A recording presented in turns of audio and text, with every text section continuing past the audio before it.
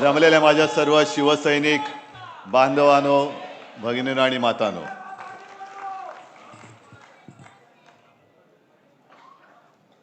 मला नाही वाटत की असं भाग्य दुसऱ्या कोणत्याही नेत्याच्या नशिबी लाभलं असेल.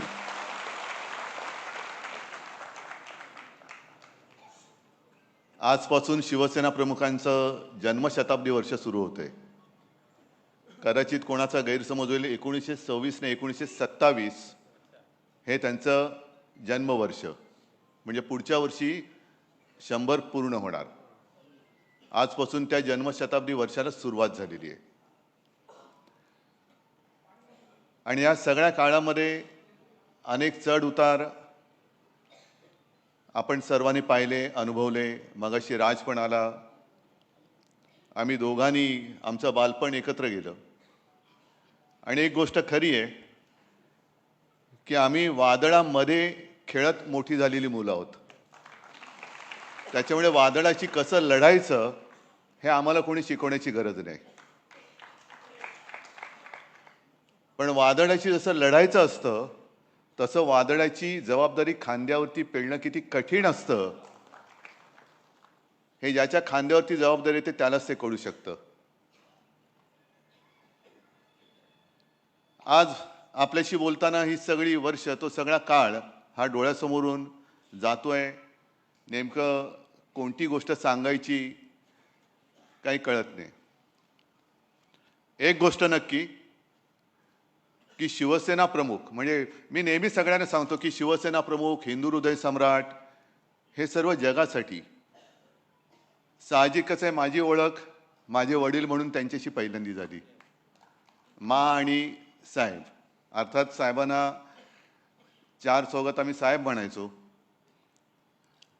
आमची वडील आणि मुलाचं नातं आणि ते नाव वेगळं होतं. अनेक जण मला आजही भेटतात आणि मला म्हणतात की कसं काय हो, कारण माझे आजोबा म्हणजे साक्षात जमदग्नीचा अवतार. असे आजोबा, त्याच्यानंतर असे वडील, आणि त्यांच्या एकदम व्यक्तिमत्वाच्या विरुद्ध आमची मा. या सगळ्या वाटचालीत माचं सुद्धा योगदान फार मोठं आहे. कारण मा म्हणजे मागे एकदा नवलकर म्हणाले होते की समईची वात जी असते ना, ती शांतपणाने जळत आजूबाजूचा परिसर उजळून टाकत असते. पण तिच्यातली जी आग असते, ती आग ती स्वतः सहन करत असते. तशी माझी मा ही शांतपणाने संपूर्ण घर सांभाळत होती. आम्ही तीनही मुलं, आम्हाला कुठेही बाहेर काय चाललंय याची जाणीव होऊ न देता आई म्हणून तिची एक वेगळी भूमिका ती पार पाडत होती. त्याच वेळेला शिवसेना प्रमुखांच्या सारखा एक पती, त्याचं घर सांभाळणं, प्रबोधनकारांची सून म्हणून त्यांना सांभाळणं, हे सगळं कसं काय होतं, काय झालं काही कळत नाही. आणि मग म्हणजे मी तुम्हाला सांगत होतो की अनेक जण आजही भेटतात आणि म्हणतात की बाळासाहेब आणि प्रबोधनकार म्हणजे काय हो, घरी तुमच्या काय कसं वातावरण होतं. म्हटलं तुम्हाला कल्पना नाही की प्रत्यक्षात हा माणूस कसा होता. राज मगाशी जे बोलताना सांगत होता, घरामध्ये आजोबा आणि वडील आणि आम्ही मुलं आणि नातवंड असंच ते नातं होतं. म्हणजे तुम्हाला आश्चर्य वाटेल की लहान असताना आपण, मला वाटतं बहुतेक सगळेच जण शाळेत जाताना पहिले काही दिवस आनंदाने गेलो अशी फार लोक थोडी असतील. कोण गेलेत का रे आनंदाने हसत असं शाळेत? कोणीच वाटत नाही. म्हणजे आत्ता हसता म्हणजे कोणीच गेलेलं नाही. आणि मी पण तसाच होतो. आणि शाळेला दांडी मारायची असली तर मी माचा आधार नाही घ्यायचो, जाऊन बाळासाहेबांना घट्ट मिठी मारायचो. आणि मग त्यांच्या लक्षात राहायचं. मग मा पाठोपाठ यायची. मग विचार काय नाही, वेळ होत चालली, शाळेला जायचं अजून तयार होत नाही. जाऊ दे ग, एक दिवस शाळेत नाही गेलं तर काय होते. अर्थात त्यांच्यासाठी ते बरोबर होतं, कारण त्यांना स्वतःला आणि माझ्या आजोबांना सुद्धा परिस्थितीनुसार 7वी मध्ये शाळा सोडावी लागली. पण त्यांनी एवढे जे काही कर्तृत्व उभं केलंय की ते ठाकरे नाव पुसायला अनेक जण इकडे उतरत आहेत, पण अजून ते नावच पुसलं जात नाहीये. असे काय ते वेगळं रसायन होतं आणि त्यांची आम्ही वारसदार. मग त्याला घराणेशाही म्हणायचं तर घराणेशाही म्हणा. मला त्या घराणेशाहीचा आणि घराण्याच्या परंपरेचा अभिमान आहे आणि माझं भाग्य आहे ते. आता त्यांना म्हणजे जे विरोधक आहेत त्यांना त्यांच्या वडिलांचं नाव घ्यायला लाज वाटते, तर मी काही करू शकत नाही. आणि जेव्हा आपण महाराष्ट्राचा विचार करतो, महाराष्ट्र धर्माचा विचार करतो, तेव्हा जर का इतिहास बघितला म्हणजे अगदी फार शिवाजी महाराज त्यांच्याही आधी जर का आपण बघितलं तर गद्दारी हा विषय का आजचा नाहीये. गद्दारी हा विषय पूर्वापार चालत आलेला आहे, तो आपल्याला एक शापच लाभलेला आहे. आणि जर का असा विचार केला की जेव्हा विजय अशक्य असतो तेव्हा आपला शत्रू गद्दारांची मदत घेत असतो. आणि गद्दारी जर का आजपर्यंत भगव्याशी झाली नसती तर अतिशयोक्ती वाटेल, पण या महाराष्ट्राने जगाचा इतिहास बदलून दाखवला असता. वाईट कसलं वाटतं की आपल्यामध्ये ती एक म्हण आहे आणि त्या म्हणीची पहिली गोष्ट तुम्हाला सांगतो की एक मोठं वृक्ष असतो, मोठं झाड असतं. किती वर्षाचं असेल म्हणजे असं जसं शिवसेना यावर्षी 60 वर्षाची होईल. 60 वर्षाचं झाड सुद्धा फार मोठं असतं. एक मोठं झाड असतं जंगलामध्ये. अनेक वर्ष अनेक पिढ्या त्याच्यावरती पक्षी घरटी करत असतात. त्या पक्ष्यांच्या अनेक पिढ्या त्या झाडाच्या अंगा खांद्यावरती जन्माला आलेल्या असतात, मोठ्या झालेल्या असतात.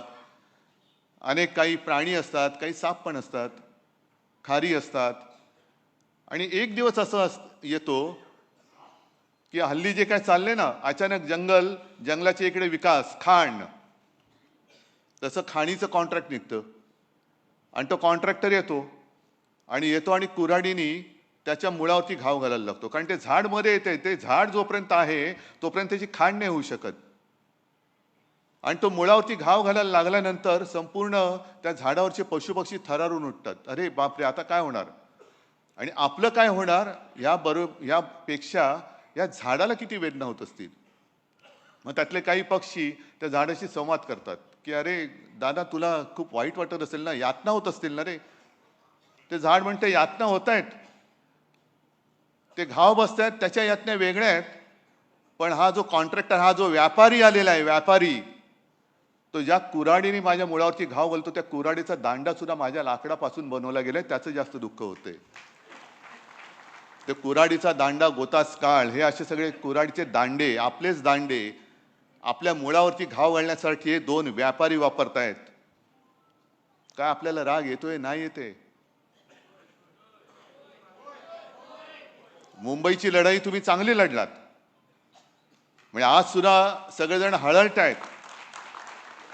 सगळ्या जणांनी आजही मला आणि आपल्याला सगळ्यांना ज्या प्रतिक्रिया येत आहेत देशभरातून येत आहेत की लढाई तुम्ही फार उत्तम पद्धतीने लढलात.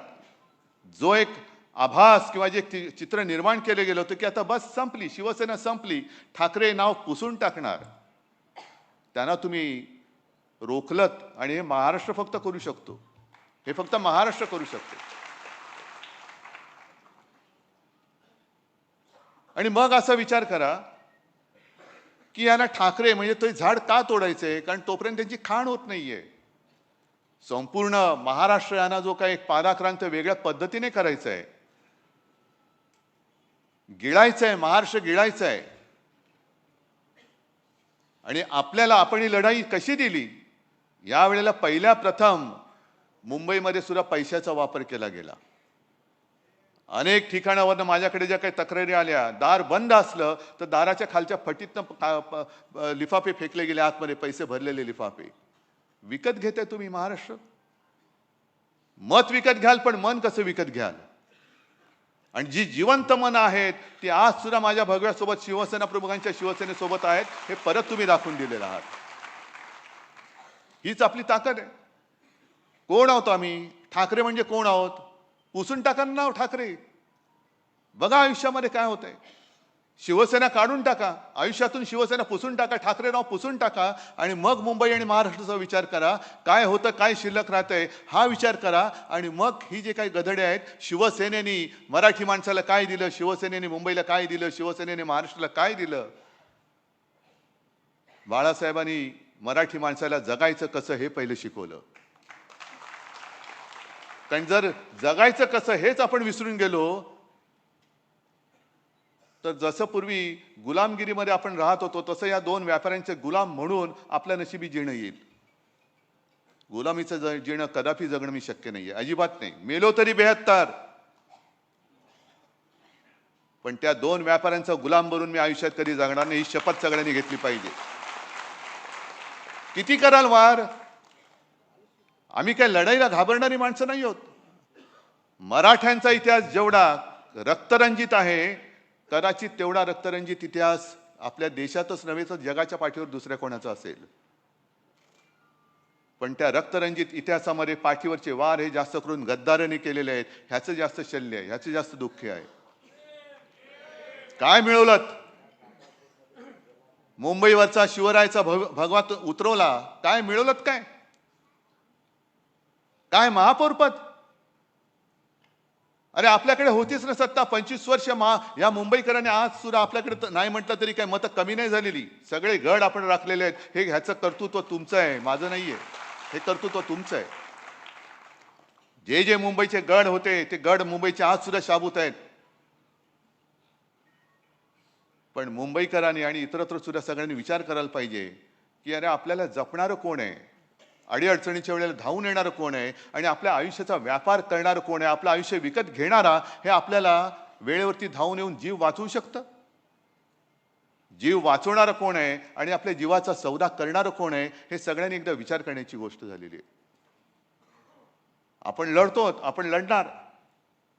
मी मध्ये एका त्या 2-4 सभांमध्ये मी म्हटलं, कदाचित ठाण्याच्या सभेत असेल, हे जे काय गद्दारी करणारे लोक आहेत ना, किती पैसे मिळाले त्यांना? 50 खोके ना. मग मी जातो ना त्यांच्याबरोबर, किती मिळतील मला? पण मग मला यांचं नाव घेता नाही येणार, यांचं नाव नाही घेता येणार मला. मी नालायक म्हणून या पिढीमध्ये, या घराण्यामध्ये जन्माला आलोय, हा शिक्का माझ्या कपाळावरती मी कधी लागू देणार नाही. ज्या घराण्याने मुंबईसाठी माझे प्रबोधनकार, माझे आजोबा संयुक्त महाराष्ट्रामध्ये पहिल्या 5 मधले माझे आजोबा होते, पहिल्या 5 शिलेदार, शेलार मामा म्हणायचे त्यांना. संयुक्त महाराष्ट्र समिती त्यांनी एकत्र केली होती. मुंबईसाठी ज्या मराठी माणसाने रक्त सांडलं आणि त्या आंदोलनाचं नेतृत्व करणाऱ्या प्रबोधनकारांचा नातू मुंबई माझ्या डोळ्या देखत तिचे जर का तुकडे हे हरामखोर व्यापारी तोडत असतील तर मी काही शेपूट घालून आत नाही बसणार. मुठभर असतील तरी मुठभर, पण त्या मुठभराने त्यांच्या छाताडोती मी प्रहार केल्याशिवाय राहणार नाही. तडजोड तिकडे होऊ शकत नाही, तडजोड अजिबात होऊ शकत नाही. आज सुद्धा हळुवारपणाने आपल्यावरती जे एक सांस्कृतिक आक्रमण होतंय, आम्ही अस्सल मराठी बोलणारे कडवट कट्टर देशभक्त हिंदू आहोत हे वारंवार आम्ही सांगतो आहोत.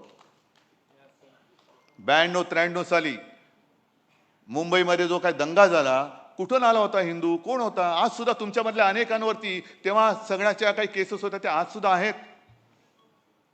श्रीकृष्ण अहवालाचा जो काय आयोगाचा जो अहवाल आला, तो अहवाल आपण म्हणजे मनोज जोशी मुख्यमंत्री होते, केराच्या टोपलीत टाकला होता.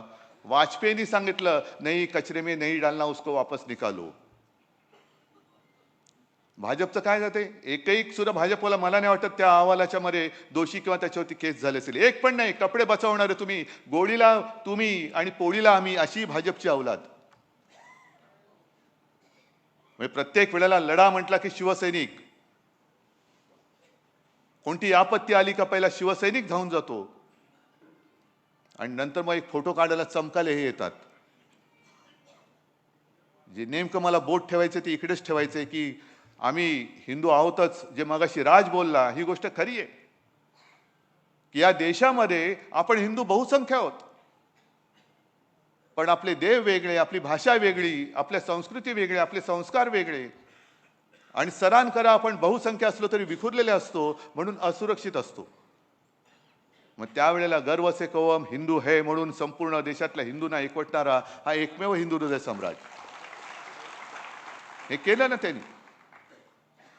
पण आता त्याच हिंदुत्वाच्या आडून आमचं हिंदुत्व वेगळं आहे. हे आमचं हिंदुत्व हे शेंडी जानवाचं हिंदुत्व नाहीये. जो कोणी या देशाला आपली मातृभूमी मानतो, जो कोणी या देशासाठी मरायला तयार आहे, तो आमचा आहे, हे आमचं हिंदुत्व सांगतं. हे आमचं हिंदुत्व सांगतं. पण आज हळुवारपणाने जो काही एक आक्रमण, पहिली हिंदीची सक्ती, त्याच्यानंतर आपण जे एक सुरुवात केली होती, मी मुख्यमंत्री असताना सगळेजण झाडून मंत्रालयातले सगळे पहिला फोन उचलल्यानंतर जय महाराष्ट्र बोलायचे. आज जय महाराष्ट्राला सुद्धा धोका निर्माण झालेला आहे. अनेक भगवे आता फडकायला लागलेले आहेत. नेमका कोणता भगवा? सगळेच भगवे, वेगवेगळे भगवे फडकतायत, वेगवेगळे उद्घोष सुरू झाले. आपल्या लोकसभेच्या गाण्यामधला जय भवानी जय शिवाजी हा शब्द काढायला सांगत होते. का? आम्ही महाराष्ट्रामध्ये सगळ्यात उच्च स्वराने म्हणू तो जय भवानी जय शिवाजी आणि जय महाराष्ट्र हे आजपासून परत सुरू करा. अभिमानाने बोला जय महाराष्ट्र. आणि आवाज असा घुमला पाहिजे की समोरचा जो आपल्यावरती त्याचं संस्कृती लादणारा असेल, जागेवरतीच त्याचं जे काय व्हायचं ते झालं पाहिजे. जय महाराष्ट्र हे आजपासून जोरात सुरू करा. एकमेकाला भेटल्यानंतर अरे आम्ही सुद्धा जय जय रघुवीर समर्थ बोलणारे समर्थ रामदास सुद्धा आमचेच होते ना, मनाचे श्लोक त्यांनीच शिकवले आम्हाला.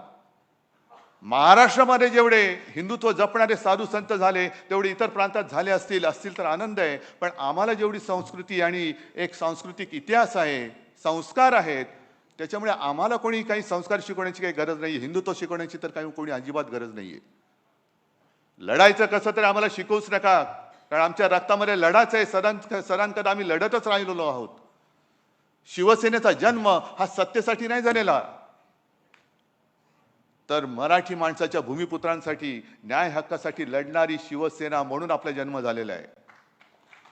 सत्ता येते आणि सत्ता जाते, पण एकदा जर का नाव गेलं तर मग परत कधी मिळणार नाही. आम्ही त्या नावाला जपणारी माणसं आहोत. शिवसेना या वलयाला मी कोण आहे, काय असं माझं आहे. मला माहिती आहे की मी कधी कधी सांगतो की शिवसेना प्रमुखांपेक्षाही काकणभर जास्त प्रेम तुम्ही माझ्यावरती करता, आदित्यवर करता. का? कारण मी शिवसेना प्रमुखांचा मुलगा आहे, याला जपला पाहिजे. हा शिवसेना प्रमुखांचा नातू आहे, याला जपला पाहिजे, म्हणून तुम्ही अधिक आमची काळजी घेता. नाही तर आमचं कर्तृत्व काय? पण त्या कर्तृत्व नसलं तरी सुद्धा मगाशी मी जे काय बोललो त्या जबाबदारीची मला पूर्ण जाणीव आहे. वादळात खेळत मी मोठा झालेलो आहे, पण वादळाची जबाबदारी, तुमच्या सगळ्यांची जबाबदारी माझ्या खांद्यावर घेऊन मी पुढे जातोय. ठीक आहे, एका निवडणुकीमध्ये आपल्या मनासारखं नसेल झालं, पण तरी सुद्धा आज एक थोडक्यामध्ये निसटता पराभव आपला झालाय. आज आपली एक चांगली ताकद महापालिकेमध्ये गेलेली आहे. इतर ठिकाणी सुद्धा निवडणुका होत आहेत. एक निवडणुका, आता निवडणुका जिंकण्याचं तंत्र त्यांनी एक विचित्र पद्धतीने अवलंबलेलं आहे. यावेळेला आपल्या मुंबईमध्ये ईव्हीएमच्या बरोबर ते व्हीव्हीपॅटचं मशीनच काढून टाकलं. म्हणजे आपण नेमकं मतदान कोणाला करतो आहोत हेच आपल्याला कळत नाही. आता आजही तक्रार येत आहेत की आम्ही बटन दाबलं तिकडे दिवा नाही पेटला. बरी मशीन सुद्धा वापरली म्हणजे हा सगळं मी काय खापर नाही फोडत कोणावर. पण याला लोकशाही म्हणायची का? याला लोकशाही मानायचं का? ज्या पद्धतीने मतदार याद्यांचा घोळ केला गेला, ज्या पद्धतीने मतदान केंद्रावरती काही ठिकाणी घोळ झाले आणि आपण वेळेवरती दुबार मतदार शोधून काढले नसते तर मग मुंबईचा निकाल आणखीन वाईट लागला असता. हे तुम्ही जागरूक राहिलात म्हणून निदान इथपर्यंत तरी त्यांना रोखू शकलो. नाहीतर हे धरून चालले होते की आता शिवसेना संपली आणि आपल्याला चरायला कुरण मोकळं झालं. अरे येतो कसा बघतो ना, कुरण चरायला ये, नाही तुझ्या पेकाटामध्ये नाही दांडकं टाकलं तर बघ. परत नव्याने सुरुवात करायची आपल्याला, पुन्हा नव्याने सुरुवात करू.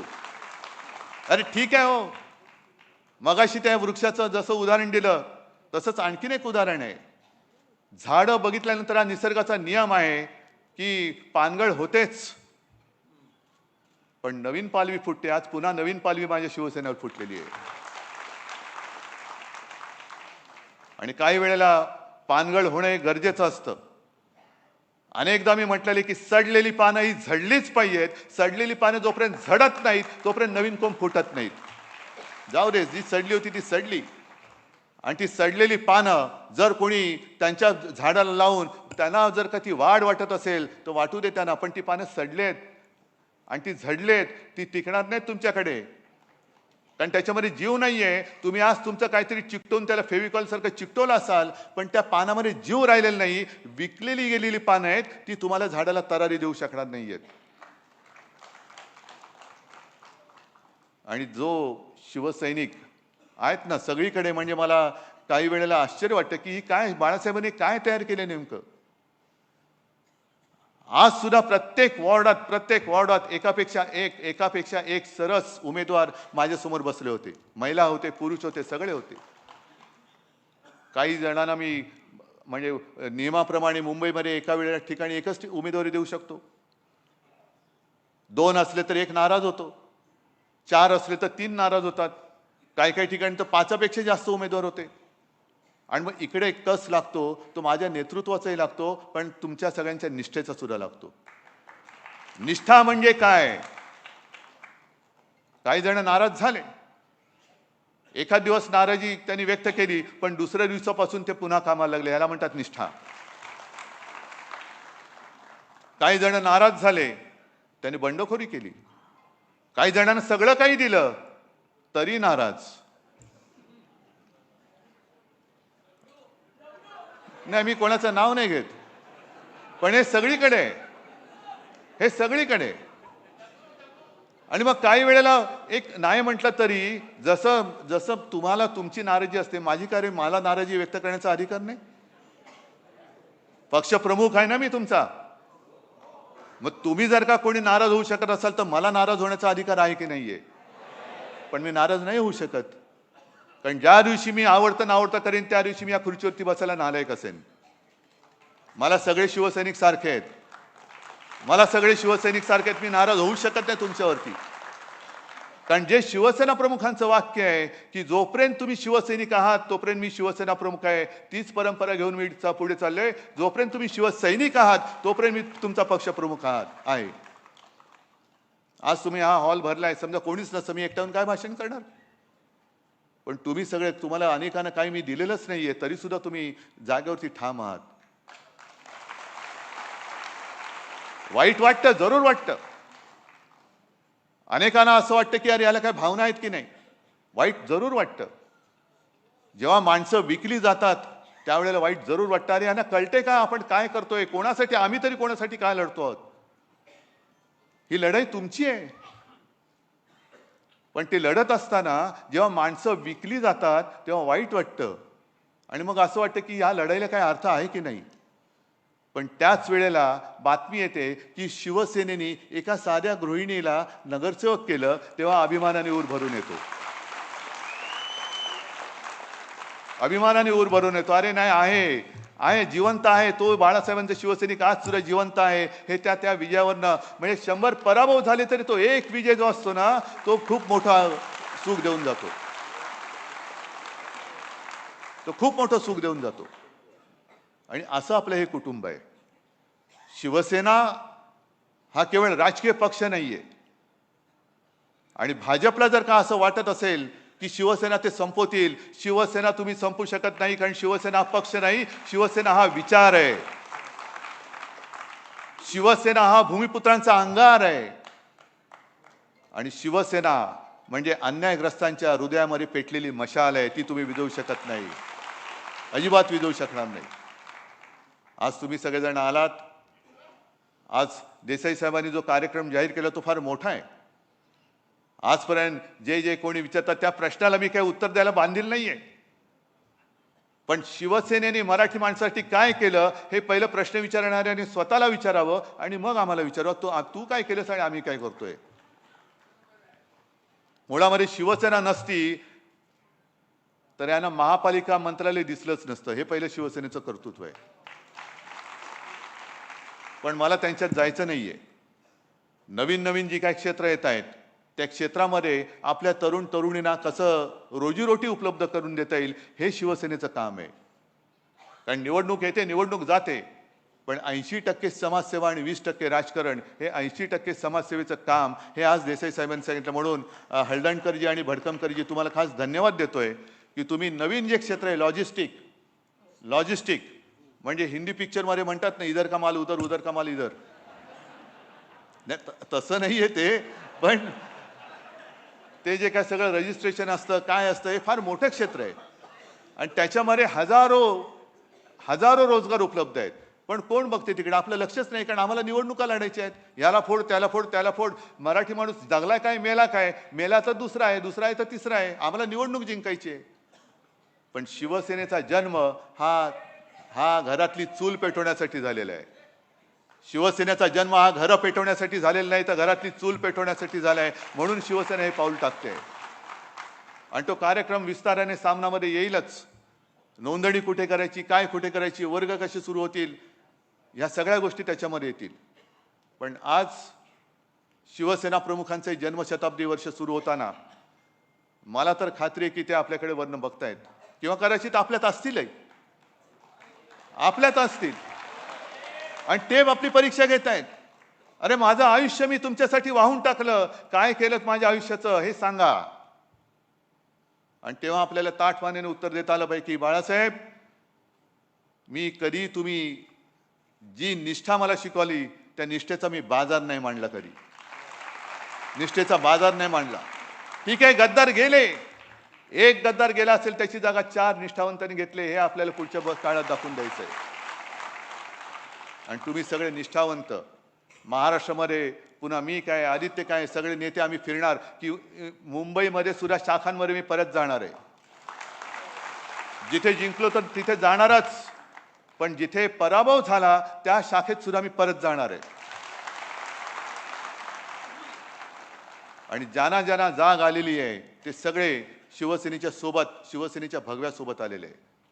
मी पुन्हा सगळ्यांना एक आवाहन करतोय, आजपासून परत एकदा जय महाराष्ट्राचा उद्घोष फार जोरामध्ये समोरच्या काळजात धडकी भरवेल अशा मोठ्या घोषित करा. जय भवानी जय शिवाजीचा उद्घोष समोरच्या उरात धडकी भरवेल असा पुन्हा सुरू करा. हर हर महादेवचा उद्घोष समोरच्या विरोधकांच्या उरात धडकी भरवेल असा पुन्हा सुरू करा. हे हा आपला महाराष्ट्र धर्म आहे. आम्ही हिंदुत्व जपणारे अस्सल मराठी आहोत. आणि जर तेव्हा छत्रपती शिवाजी महाराज जन्माला आले नसते तर आजचे हे वळवळणारे नव हिंदुत्ववादी वळवळाला शिल्लक राहिले नसते. म्हणून त्या शिवराय आमचं दैवत आहे. त्या शिवरायाची शपथ घेऊन आपल्याला महाराष्ट्र धर्म आणि आपला देश हा वाचवायचा आहे आणि ते वाचवण्याचं पवित्र काम आपण केल्याशिवाय राहणार नाही. ही शपथ या जन्मशताब्दीच्या वर्षांनी घेऊया आणि पुढची वाटचाल चालूया. जय हिंद, जय महाराष्ट्र.